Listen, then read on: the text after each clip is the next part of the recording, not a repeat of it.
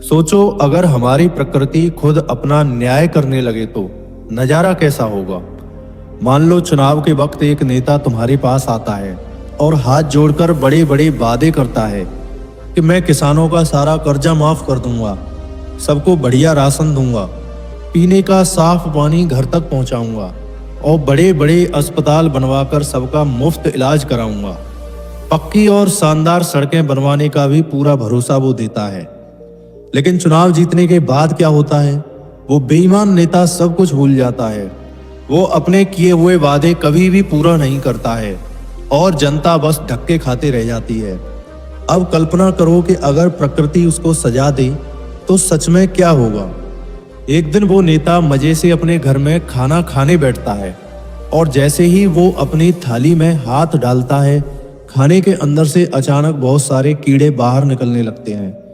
वो कीड़े इंसानों की तरह बोलने लग जाते हैं और वो चीखकर नेता से कहते हैं कि तूने अच्छे राशन का पक्का वादा किया था और किसानों का कर्जा माफ करने को कहा था, वो वादा अभी तक पूरा क्यों नहीं किया?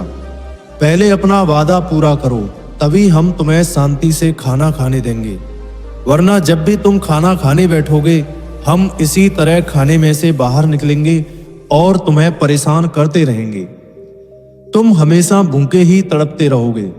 ये देखकर वो नेता डर के मारे अपनी थाली छोड़कर वहां से भागता है। उसका गला सूखने लगता है।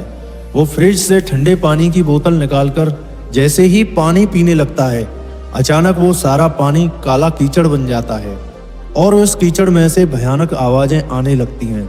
वो कीचड़ इंसानों की तरह बोलने लगता है और नेता को सीधी चेतावनी देते हुए कहता है, सुनो ओ झूठे नेता, तूने साफ पानी का वादा किया था, जनता प्यासी मर रही है, वो वादा अभी तक पूरा क्यों नहीं किया?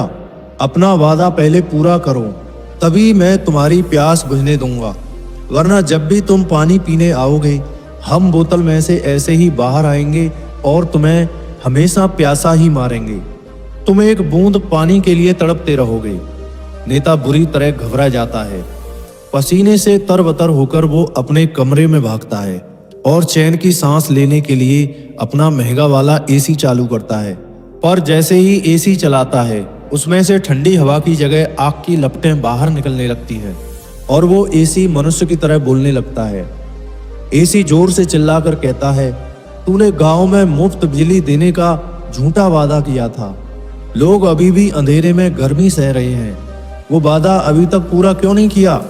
पहले अपना वादा पूरा करो, तभी हम तुम्हें चैन से सोने देंगे, वरना जब भी तुम एसी चलाओगे हम ऐसे ही आग बनकर बाहर निकलेंगे और तुम्हें जलाएंगे।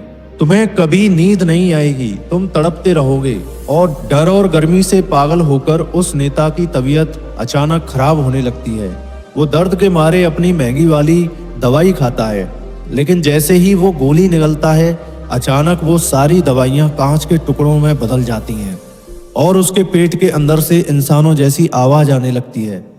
वो दवाइयां चीख चीख कर कहती हैं, सुन ले पापी, तूने बड़ा सा अस्पताल बनाने का झूठा वादा किया था, गरीब लोग बिना इलाज के तड़प रहे हैं, वो वादा अभी तक पूरा क्यों नहीं हुआ?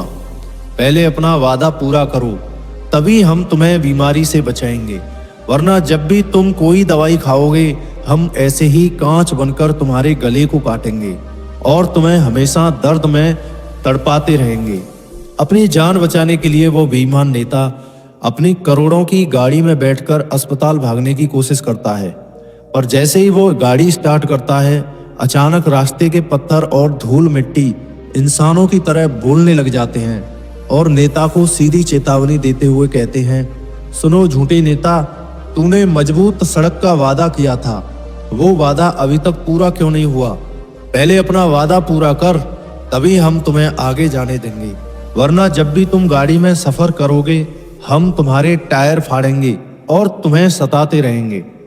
लगातार बहुत परेशान होने के बाद नेता अपने मन में ठान लेता है कि हाँ, मुझे यह काम सारे के सारे कराने चाहिए।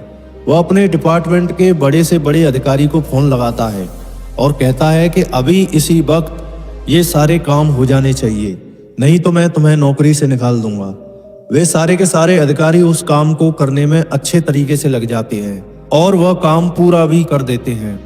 किसानों का कर्जा माफ हो जाता है, गांव में राशन और पानी पहुंच जाता है, नया अस्पताल और पक्की सड़कें भी बन जाती हैं। जब नेता अपने वादे पूरे कर देता है तब जाकर प्रकृति उसे माफ कर देती है। सोचो, अगर हमारी प्रकृति सच में अपना न्याय करने लगे तो सारे बेईमान नेता एकदम सीधे हो जाएंगे। कोई भी नेता जनता को नहीं लूटेगा।